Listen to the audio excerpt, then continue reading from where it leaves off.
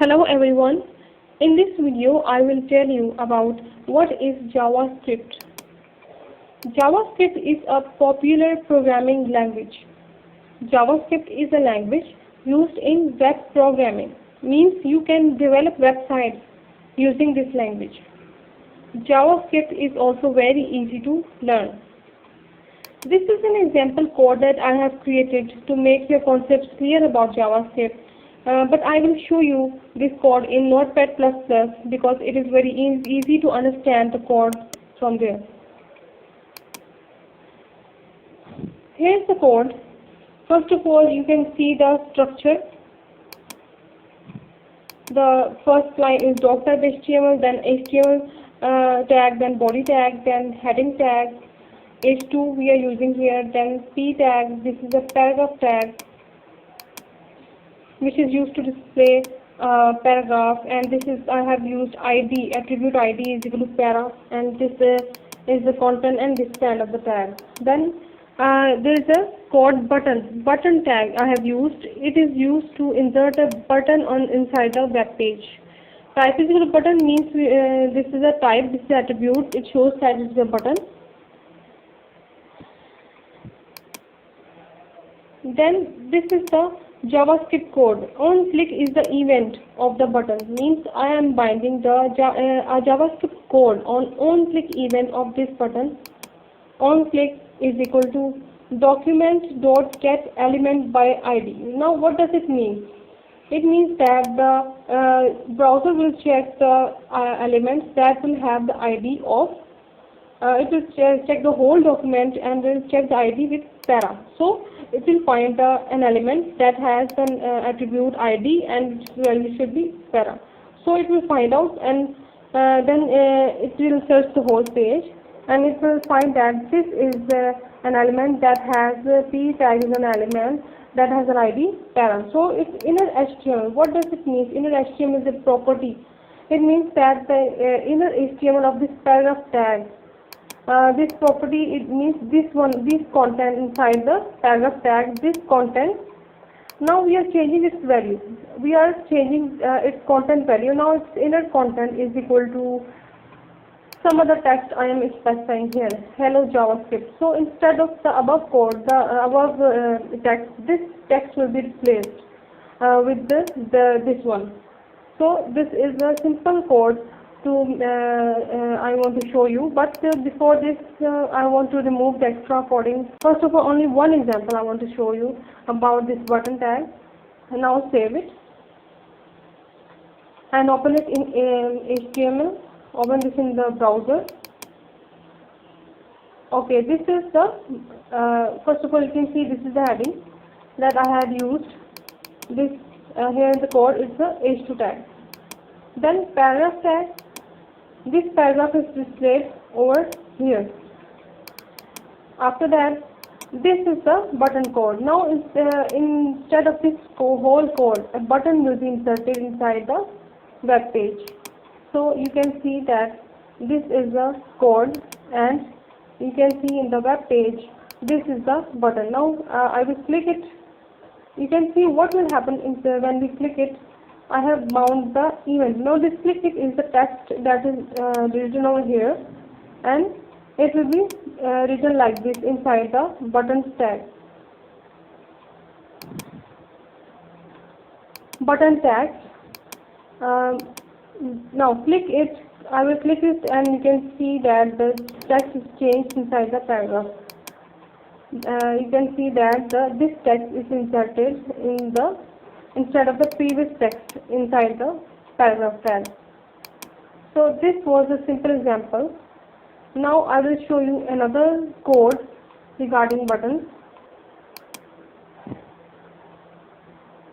You can see that it will check the whole page with the ID para, and it will.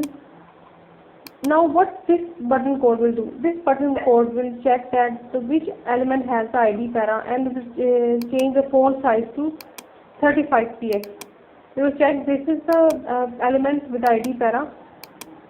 Then what this code will do? It will change the style. Style means it will change the CSS. This is the CSS code, means it will change the font size of this content of this text to 35px.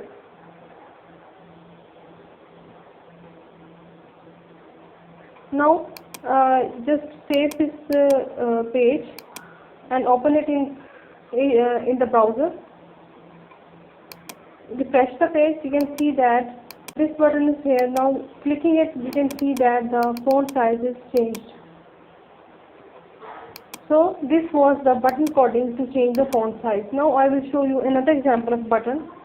This you can just notice that this type of button code is slightly different from the previous one in that it will find the ID with the element with the ID para, and it will change the style to display is equal to none, means it will hide the element.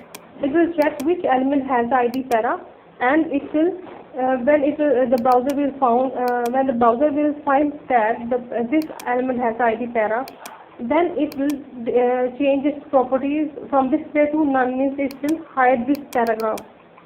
So let's save this file as .html and open it. First of all, I refresh the page.